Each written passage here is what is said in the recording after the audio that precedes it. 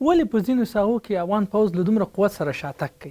یعنې هغه رهبرۍ کې هلته بعضې وخت مشکل وي، بعضې وخت کې همغږي هلته نه وي سره. حساس وخت کې پخواني نظامي کدرونه په کور کې نول شول، یا تقاعد شول او یا په یو بل نوم باندې د پوځ د لیکو لرې شول، جګړه ځوانانو ته وسپاره شوه. مصارف راټیټ شي او مؤثریت اضافه شي او بالاخره موږ په خپل خپلو باندې ودرېږو. مهین صاحب، د جګړې د شدت په اړه دوه نظره موجود دي. یو دا دی چې ویل کېږي هغوی د امتیاز اخیستو لپاره جګړه تیزه کړې. تاسې هم له ځینو رسنیو سره په مرکو کې دا خبره کړې ده. بل ورته بیا یو خبره دا کوي چې ممکن طالب پلوه واوسي چې هغوی خپل قوت ښیي. په اصل کې طالبان په قوت کې دي، قوت ښیي که نه هماغه په امتیاز ورکولو په خبره ولاړه. خو دا خو د دې غلطه محاسبه وه. همیشه چې کله د سولې خبرې کېږي بعضې اړخونه یو غلطه محاسبه کوي، او د دې محاسبه دا وه چې که چېرې موږ جنګ ته شدت ورکړو زیات امتیاز به ترلاسه کړو او یا به وښیو چې موږ زیات قوت لرو. اما د دې شدت ترڅنګ ولو که یو کس زموږ افغانانو که هغه زموږ ملکي کسان دي، که زموږ امنیتي او دفاعي قوتونه دي، او حتی هغه طالبان چې افغانان دي هغې ووینه تویږي، یعنې دا نه ارزي. اما دوی خپل هغه زور ووهه او د زور په نتیجه کې دا و چې دوی بېرته د شکست سره مخامخ شو. یعنې دغه اوس د جانب مقابل تلفات د امنیتي او دفاعي قوتونو دوه چنده اضافه دي. نو په دې حساب باندې یعنې دغه محاسبه د دې سمه نه وه او تاوان فکر کوم چې هم د عام ولس په نیاز باندې دې تاوان وکړ، ځکه چې عام ولس دا وکتل چې د دې جنګ مشروعیت نه لري. دوی د افغانانو وینه تویه کوي، دوی په خپله افغاني امنیتي دفاعي قوتونو باندې جګړې کوي، اما مقابل کې په خارجي قواو یا امریکایانو باندې د هغې یعنې مقابل کې جنګ نه کوي. نو دا د دې هغه مشروعیت ټول د منځه لاړو په داخل د افغانستان کې. او دا وروستۍ چې کومې جګړې اضافه شولې او تلفات زیات شول، بالخصوص د ملکي تلفات چې رامنځته شول، هغه مشروعیت یې د نړیوالو ټولنې په منځ کې هم د لاسه ورکړ. تاسې څو ورځې مخکې ولیدل چې جنیوا په کنفرانس کې یعنې ټولو د اوربند غوښتنه وکړه او د ملکي تلفاتو د کمښت یعنې غوښتنه وکړه. نو دا په حقیقت کې د دوی لپاره ستراتیژیک لحاظ باندې، سیاسي لحاظ باندې ماتې وه. یو څه چې په دې وروستیو کې اندېښنې راپورته کړې هغه د افغانستان د ملي امنیت سرپرست رئیس او نومن هغه په ولسي جرګې ته وویل چې طالبان حتی بې پیلوټ الوتکې لري. که څه هم دا وایي چې دا کوچنۍ بې پیلوټ الوتکې دي، خو د ځینو بریدونو یادونه وشوه، په ځینو سیمو کې په بریدونو کې استفاده شوې ده. دا په خپله اندېښنې دي. دا الوتکې داسې نه دي چې موږ نوم د الوتکې پکې تاسې ژورنالستان هستئ یا د کامرامینان دغه ډرون چې جګۍ اسمان ته فلم برداري چې کوي، نو دا دونه شی دی چې دا کوم تغییر په جنګ کې نشي راوستلی. نو هغه ډرون پیلوټ الوتکې چې موږ هغه سلاح انتقالوي هغسې شیان دي ونه لري. او که چېرې کوم د کمرې ډرون چېرته جګ کړي او یو په اصطلاح یو 2 ګرامه انفجاري مواد هلته پکې تړلي وي او چې دی راګزار کړي، دا کار امکان لري ځکه چې دا په بازار کې هم خرڅېږي، په مارکیټونو کې شته دی. سره د مخنیوي لپاره څه شوي که نه دي شوي، دا خو یو اندېښنه خو ده. دوی وایي چې حتی د یو ولایت مرکز باندې برید کې ځینې استفاده شوې ده. که داسې یو لوی غونډه تاسې پلان کړې اوسي دا کمره راځي. هغې لپاره ترتیبات شته ده، نه غواړم چې په هغې باندې تفصیل باندې بحث وکړم، ځکه چې دغه شیان ډېر ساده مسایلو باندې له منځه ځي چې له منځه لاړ شي. نو دا دومره د تشویش غټه خبره نه ده. یا حتی دغه سنایپر چې دا دیو ته بزبزک وایي، دیو دپاره هم ډېر ساده امکانات شته دی چې هغه د منځه ویسي، یا رڼا سره مخامخ کړي، یا شیشه هلته ته ونیسي. نو دا دومره د تشویش دغه نه دي چې د جنګ ډاینامیک ته به تغییر ورکړي. کله چې د جګړې په لوکه کې تلفات ډېر شي، په جګړه باندې تاثیر وي او خصوصا د جنګیالیو په مورال باندې منفي تاثیرات کوي. وروستي تلفات په جګړهیز ډګر کې د پوځ پر لیکو تاثیر کړی که نه دی کړی؟ نو ما خو ویلی چې جنګ یعنې ښه شی نه دی، او جنګ طبعا بعض ځایونو کې پیشرفت وي، بعض وخت کې مشکلات پکې وي سره. خو د دې تر څنګ موږ تاسې اوس ګورو چې دغه 4.5 لکه تر 15 لکو پورې موږ ټول امنیتي او دفاعي قوتونه چې پاڅون کوونکي او پولیسو، محلي پولیسو، اردو ټول چې سره محاسبه کې یا محافظت عامه دا موږ لرو. دا د افغانانو بچي دي او دوی به اوس هم خپل امنیتي او دفاعي قوتونو ته ورکوي. نو که چیرې ولس حمایت د نظام نه نه وي، د امنیتي دفاعي قوتونو نه وي، نو دوی خپل اولادونه نه ورکولی. نو په دې خاطر باندې دا په خپله هغه د نظام نه حمایت ښیي، اما جانب مقابل کې بیا دومره قوت هلته وجود نه لري. نو په دې خاطر باندې د افغانستان اکثریت ولس د دوه درې شیانو زه فکر کوم چې کوم چې 95% یعنې موږ ټول په دې باندې توافق لرو، نظام ټول د دې حمایت کوي. د امنیتي او دفاعي قوتونو اکثریت ولس حمایت کوي او همدا علت دی چې یوازې دغه څو میاشتو کې سږ چې د کرونا وبا خپره شوله، نو یو څه جلب و جذب راټیټ شو، اما بیرته په دې تیرو درې څلورو میاشتو کې بیرته ښه شوی دی. نو دا په خپله د دې ښیي چې ولس د خپل امنیتي دفاعي قوتونو حمایت کوي او خپل اولادونه ورکوي. اما طبعا جنګ کې مشکلات وي، پرمختګ او وروستوالی وي پکې. یو انتقاد چې موجود دی هغه دا دی چې له پوځي چورلکو شخصي استفادې کېږي. د دې مخه څومره نیول شوی، په کلي شکل که نه نیول شوی، ګرا پې څومره راټیټ شوی دی؟ نو زه خو فکر کوم چې شخصي استفاده ته مشاور د ولسمشر په هلیکوپټر کې ځي، وزیر په هلیکوپټر کې ځي، وکیل په هلیکوپټر کې ځي. زما دغه دا ده چې موږ چې دغه تقریبا اکثریت زه دلته اوس امضا کوم او راته پته ده دا څلورو میاشتو کې چې څه کېږي. موږ پلان شده پروازونه لرو او غیر پلان شده. پلان شده دا دي چې اوس فرضاً موږ بدخشان ته پرواز لرو، هلته اکمالات کوو. نو که دلته یو وکیل یا د یوې ادارې یو مسؤل غواړي چې لاړ شي، هغه په پلان شده دغه وکیل ته ځي. اما داسې چې مشخص یو چاته هلیکوپټر ورکړل شي او ته لاړ شه په کور کې چکر ووهه او بس مړی ژوندی وکړه، داسې قصې اوس نشته. یعنې دا نشته، دا نه منئ چې د یو وکیل د سفر پلان کې خپل ځان لپاره د ولایت ته یا د وزیر ساحې ته ځي؟ نه، که چېرې داسې وي چې فرضاً یو کمیسیون د یو هدف د تحقیق دپاره ځي، نو دا خو بیا جدا مسله ده.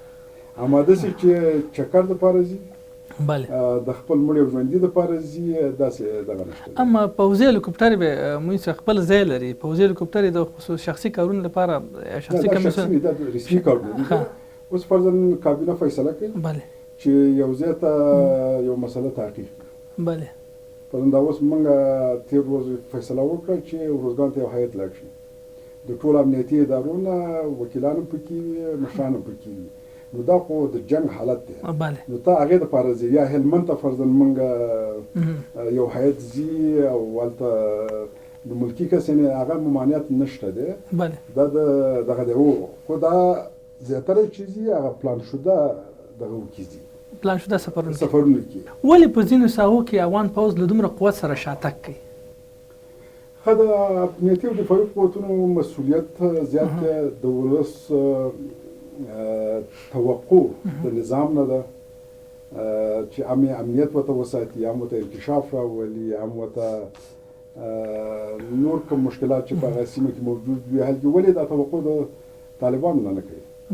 خو توقع چې کله اضافه کېږي، نیوکې هم اضافه کېږي. نو په دې خاطر باندې بعضې ځایونو کې کېدای شي چې مشکلات موجود وي، بعضې ځایونو کې هغه څوک چې مسؤل د قطعې دی یا د خپل هغه سیمې دی، هغه صحیح تصمیم ونشي نیولی.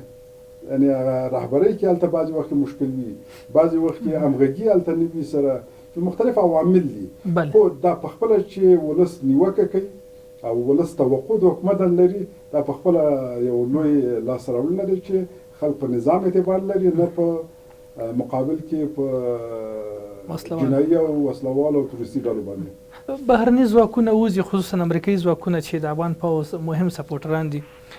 کومه برخه تاسو د اندېښنې وړ سره د چې وړاندې ویل مخکې 1,200 بهرني ځواکونه دلته وو، د افغان ځواکونو حمایت یې کوو، اما اوس ډېر کم دي، افغان ځواکونه مستقلانه دفاع کولی شي.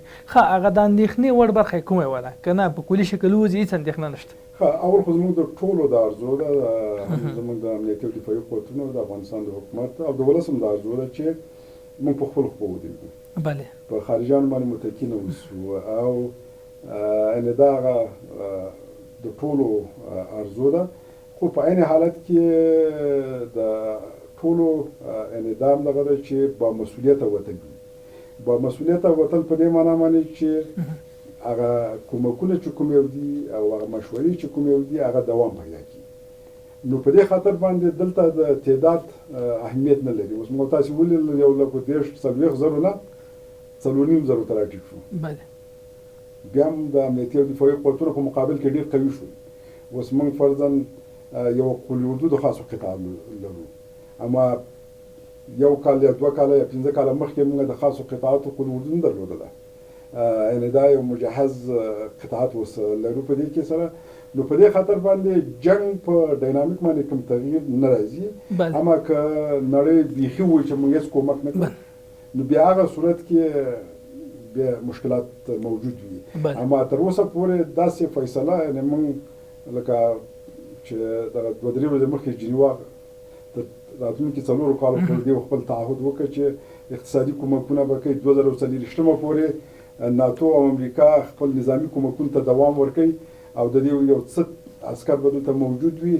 نو په دې خاطر باندې هغه د مطلق خطر کېدلو تشویش نشته. بله، ځینې غوښتنې به دا دي، عام نظر دا دی چې بدیل لار باندې باید کار وشي. که چېرته امریکا مرسته بندوي، پوځي ناټو پوځي مرسته کموي بندوي او دلته جګړه روانه وي، بدیل لار خو دا ده چې موږ خپل مصارف باید بالاخره په خپله ورکړو. بله، او هغه درې څلورو شیانې تقریبا د پروس کال نه را په دې خوا څه مسؤلیتونه د افغانستان حکومت ته انتقال شوي دي.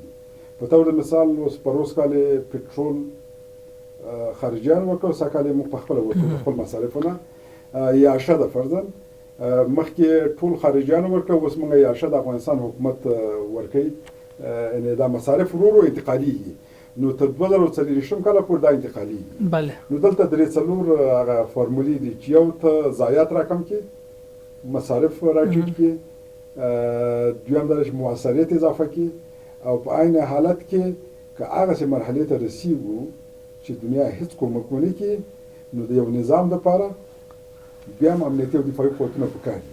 بله، نو هغه پیسې چې ته په نورو ساحو کې مصرف کړې ته مجبور یې چې په امنیتي او دفاعي قوتونو مصرف کړي چې هغه نظام ته وساتي. نو په دې خاطر باندې دا د جمهور رئیس هم دا توجه ده چې مصارف راټیټ شي او مؤثریت اضافه شي او بالاخره موږ په خپل خو باندې ودرېږو. او بله خبره دا ده چې دا کوم مصارف چې خارجیان کوي او کوم مصارف موږ کوو، بله، د دې ترمنځ ډېر فرق دی.